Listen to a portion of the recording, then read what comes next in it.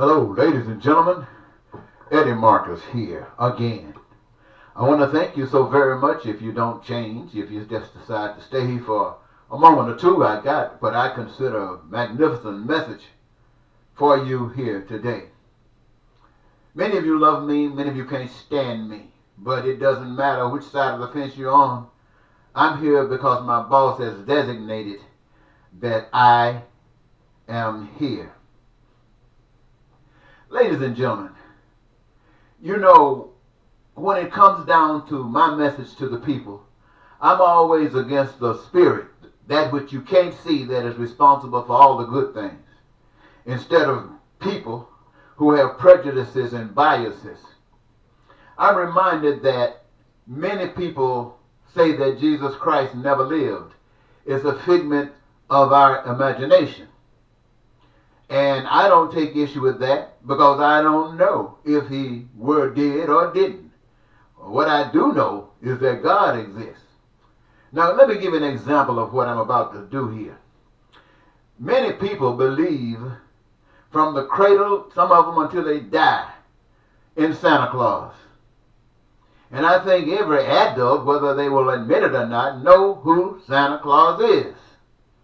Well, though in my house, Santa Claus are the parents or the people. And I'm sure everywhere else, Santa Claus is expressed by the doings of the people. And not just any doings, the good doings. Sad thing, it comes only once a year, but it still happens. The difference between Santa Claus and God or Jesus is that Santa might work one day, Jesus works 365, or should I say God works 365. I forgot many people don't believe in Jesus today.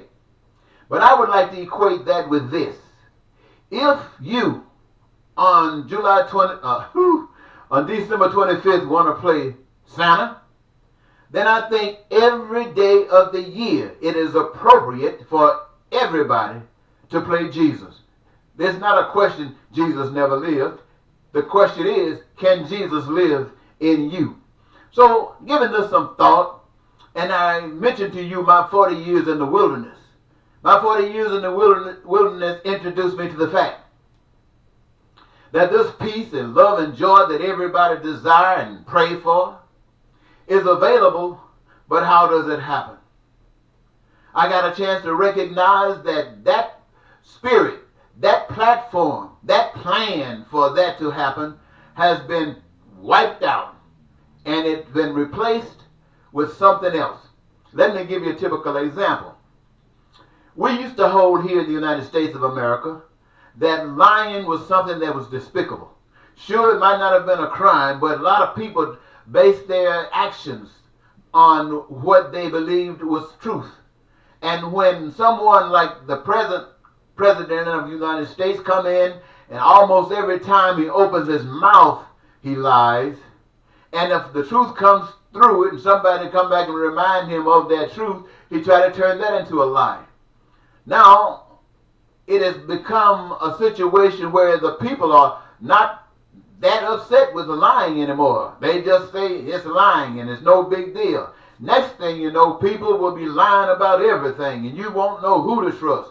Not only that, if you can do that, you can easily pass a situation in your society where human beings, you talk about LGBT, all of a sudden human beings will be having sex with animals. And all they got to do, according to the principles and the practice, is just start doing it and stand up to it and don't back down, and the next thing the public will accept it. I hope that never happens.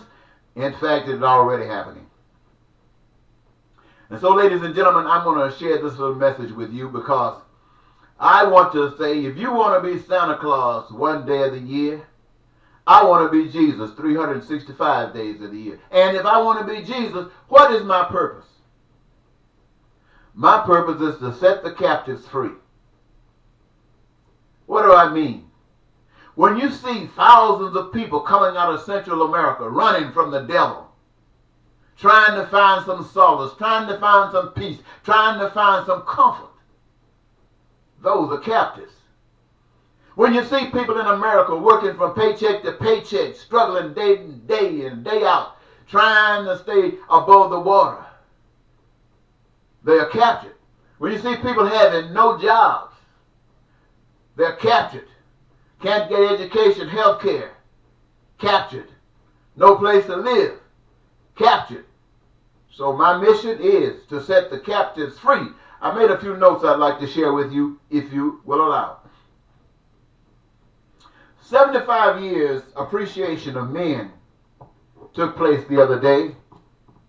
Men that gave up their lives due to the evil of other men.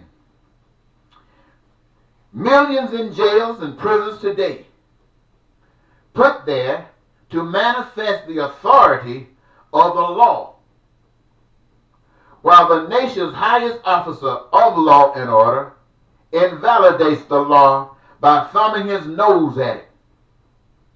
To add, it is a spineless Congress, too weak to take any oversight interest to address the corruptive acts. People and relatives of inmates should raise holy hell for the release of their relatives under a law that has no value. These relatives should not stand alone. The nation's people should stand up with them. They say no man is above the law, and if one is, then all should. While these are positive acts to take, they alone are not good enough. Everything mentioned here is subordinate to what should be done to protect the nation. Changing the system, changing the Constitution, doing whatever has to be done for the protection of right over wrong, goodness over evil, God over Satan. There is no in between. Right now, wrong, evil, and Satan is the boss of the USA. And the USA is refusing to defend the others. Right, good, and God can only go in one direction.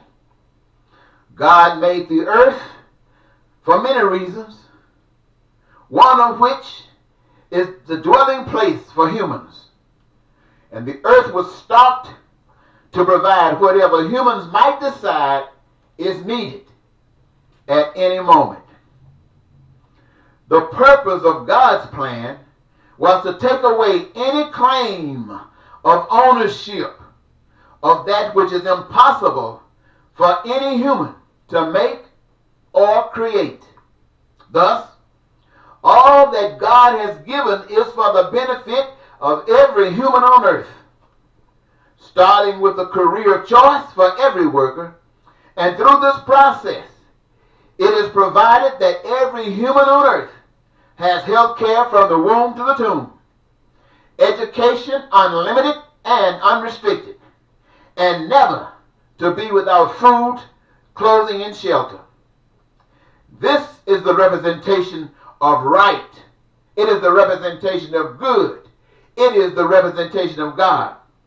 And for this reason, I take a stand in support of right, of good, and God. That only has value when freedom and peace and prosperity, the joy of life, and the fulfillment of dreams for every American and every people around the earth is taking place. I say these words to you because at this time, the American people, knowingly or unknowingly, are using their personal power to support wrong, evil, and Satan. Now you are called to service beyond any job you now have.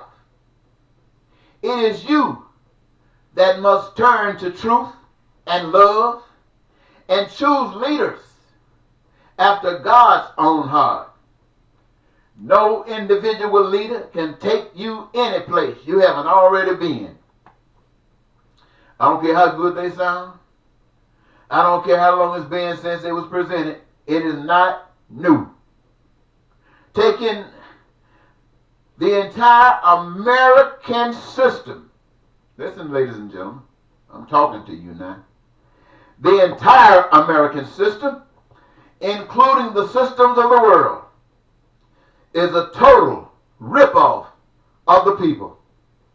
You're taking what God has given to each American, each person on earth, and requiring them to work for a wage that permits some advantage over others.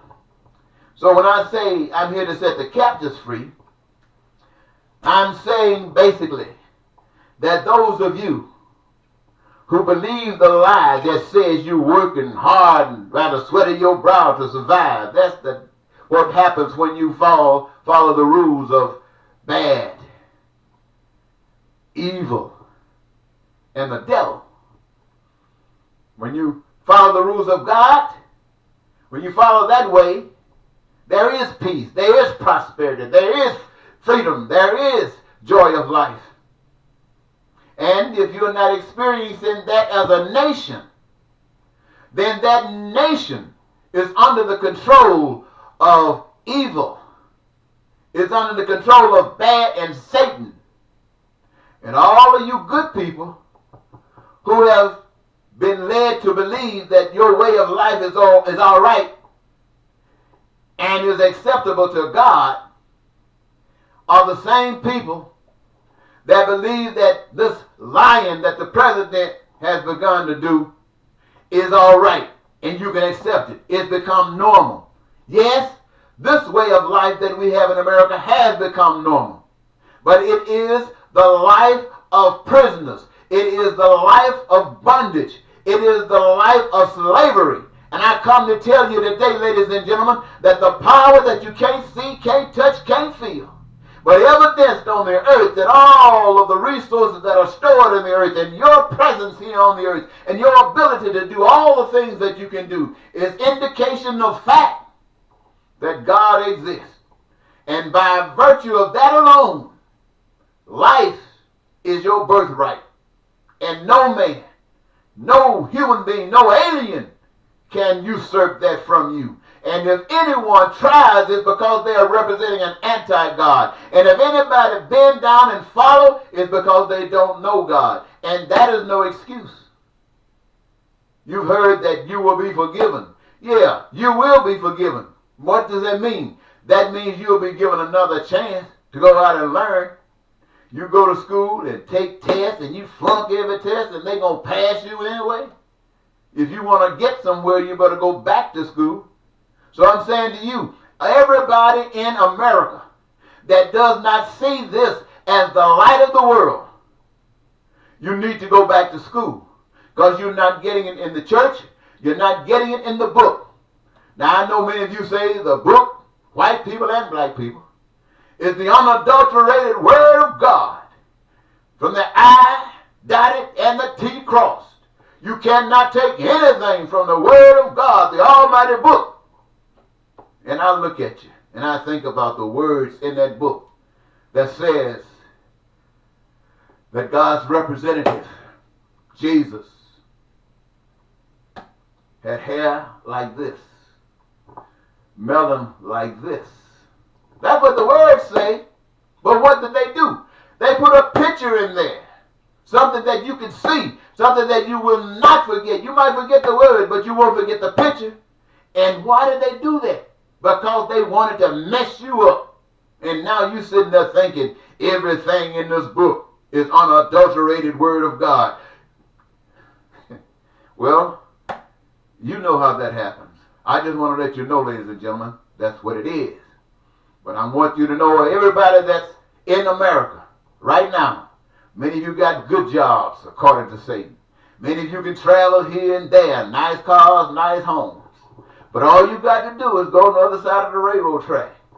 You don't have to go to Central America. Think about the people suffering here, sleeping in the snow, under bridges, under pasteboard boxes. And you think these people who got a lot of money represents goodness, represents God? Are you a fool? Those are the devils of this world. and you too for going along with it. My job, my friends and sisters and brothers, is to set the captives free. And how do you set the captives free? By telling you the truth. And it is the truth that will set you free. I want to thank you so very much for giving me this your time. This is Eddie Marcus saying goodbye for now.